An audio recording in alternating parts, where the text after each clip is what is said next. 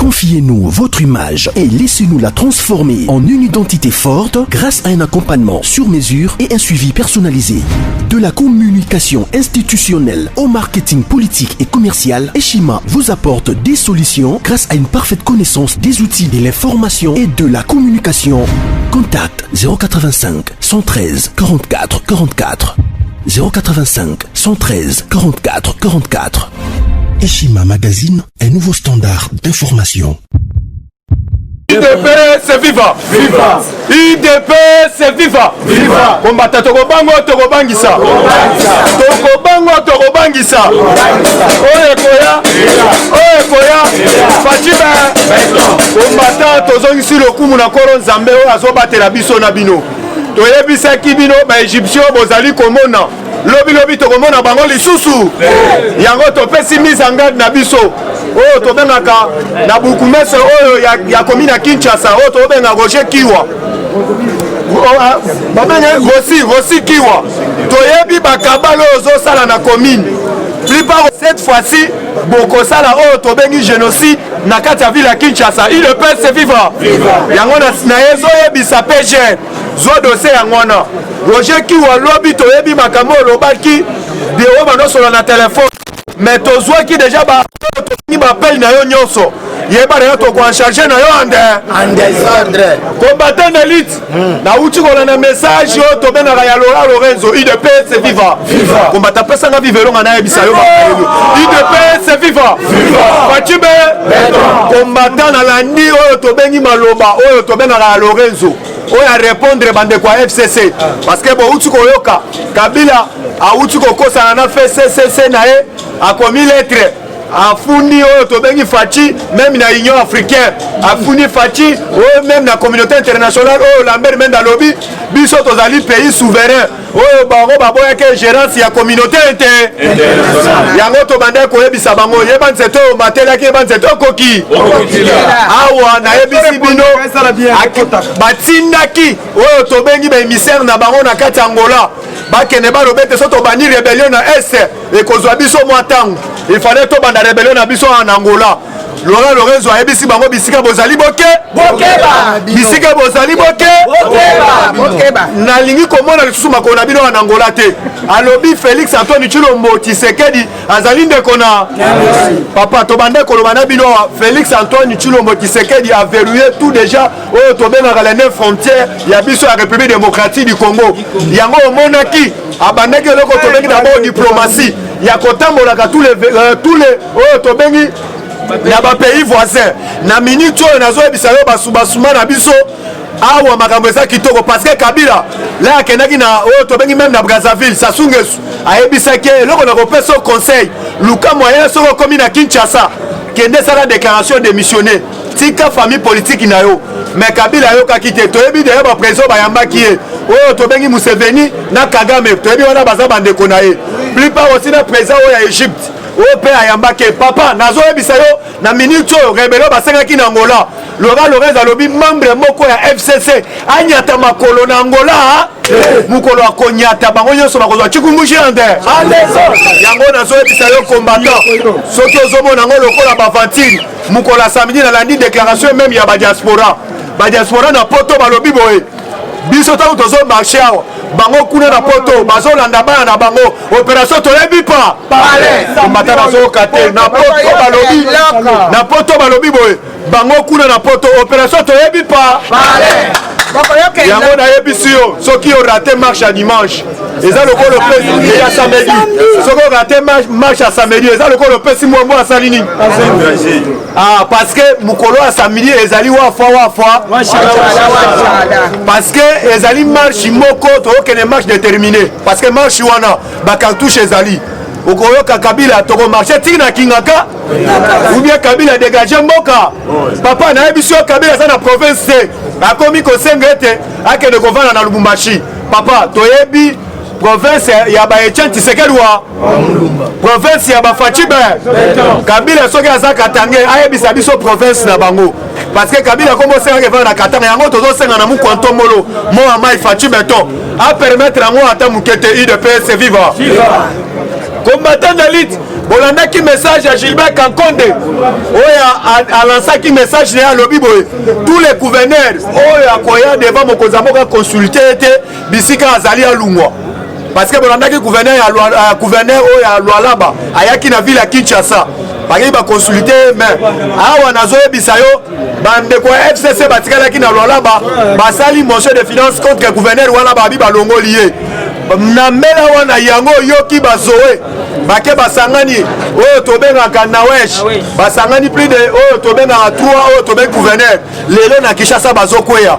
ana tana tozozela bamawesha Junes tozozela baoyo nyonso ya baprovince mosusu etikali fale baya na bandeko na biso atu kombata na yebisi yo soki okoti na masuwa ya noa te yeba deja bisika ozali biliaki oyo bisali nini eza lokola saisa ya alobi clairement alobi Faci azali oyo tobengi réponse ya nza azali na kati ya kotonga masuwa azobenga bakongole boya bokota na masuwa ntango akokanga masuwa soki otikali libanda biliaki oyo bisali nini papa nazoyebisa yo lamuka etikali koki vide awa na minute oyo bandeko ya oyo tobengi ele oyo tobengaka Fayulu lota baluka sutuka bakomi kofinga Jean-Pierre Mema bazofinga oyo tobengi Katumbi papa nayebisi oyo ekomi bwa bakomi kominise na baverité nyo balobi mokolo na mboka ezali Félix Antoine Tshilombo Tshisekedi mpe azali mwana yambo mexi na IGF parce que IGF lobby na commune ya Kinshasa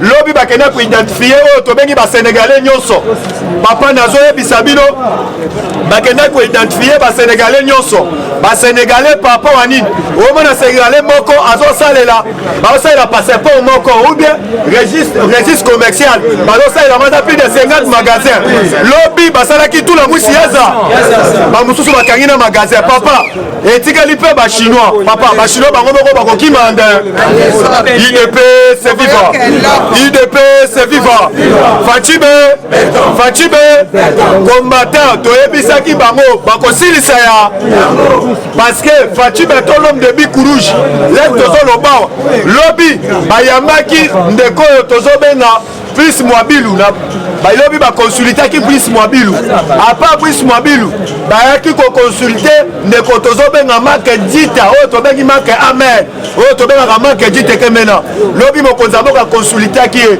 plupart aussi combattant nazoyebisa bino bozala calme bakonsultaki bandeko ya INC Faci beto azokwambwate le pas comme Jésus-Christ de Nazareth alléluia yango nayebisi bino combattant moral toujours ezala likolo tozala mobiliser partout tozokende na bapalais toyebisa na porte par porte comme des témoins de Jéhovah. Merci combattant. IDPS viva! Yaya tomola sera makasi. IDPS viva! IDPS viva! IDPS viva! Viva! C'est le national.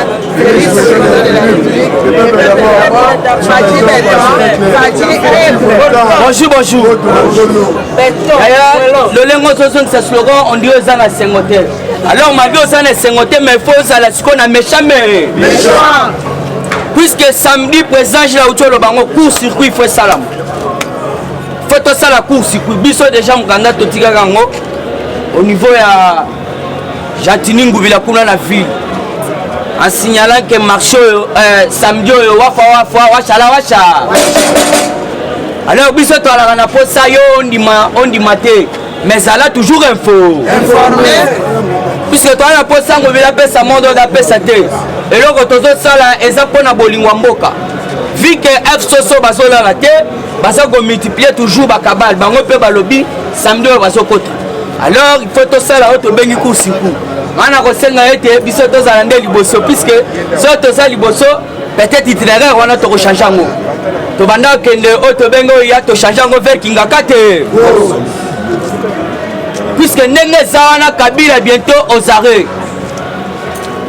ya wana bakoma olunga basala mouvement omoni tatindi bato na Afrique du Sud mais bayebisi bango bozonga muto bino boye kofunda awa aza déjà président na biso ya Union africaine otolanda message ya Joao Lorenzo eza kolakisa bino te ke toza déjà na virage ya suka puisque Joao asali message ya makasi alors soki osentir bamo oyo abeti na kati oko comprendre que Félix président ata moko te Afrique ako trahir ye puisque ndenge sawana Joao a sali ba révélation yoka. Le président angolais Joao Lorenzo interdit aux membres du FCC d'arriver en Angola. Betana maboko mapa. Mais bakosi bino na ba média ote batindi Kabila tindi batu na Angola po basala to bengi renfort bon tout ceci c'est là. Joao était donc l'air a eu information. Bengi ministre de défense. Bengi la sécurité. Ayebisi bango mukolo ata moko te oyo ayebi cadre moko ata yi de peste to kopesa bango photo po ba identifier bango. Il a un message. Après avoir été informé d'un complot que membres du FCC organisé contre le président Félix, l'être Sarabino FCC baza kolala te baza ko multiplier ba kabal. Oyoki information et outil libanda. Balobi après avoir été informé qu'il y a un complot. C'est lui qui dit c'est le président angolais. Quand ça a distraité. Alors ceux qui te le dit méchant, le bas yango toujours méchant. Circuit to kuta na bato to luka bango kala. Donc il faut zoaner beta yoka message puisque bango va salir révélation. Contre le président Félix, le président angolais n'a pas tardé à réagir. Il dit: j'ai donné au ministre de la Défense et Sécurité. J'ai demandé au le président angolais n'a pas tardé à réagir. Il dit: j'ai demandé au ministre de Défense et Sécurité d'interdire les membres de l'ancien régime d'atterrir en Angola. Félix est un frère pour moi et je ne peux pas accepter que mon pays soit parmi ceux qui complotent contre lui. Contre lui. Étant donné que nous sommes fruits de l'alternance politique, accepter que quelque chose de mal arrive à mon frère et futur président de l'Union africaine, ça je dis non et non. Fatime,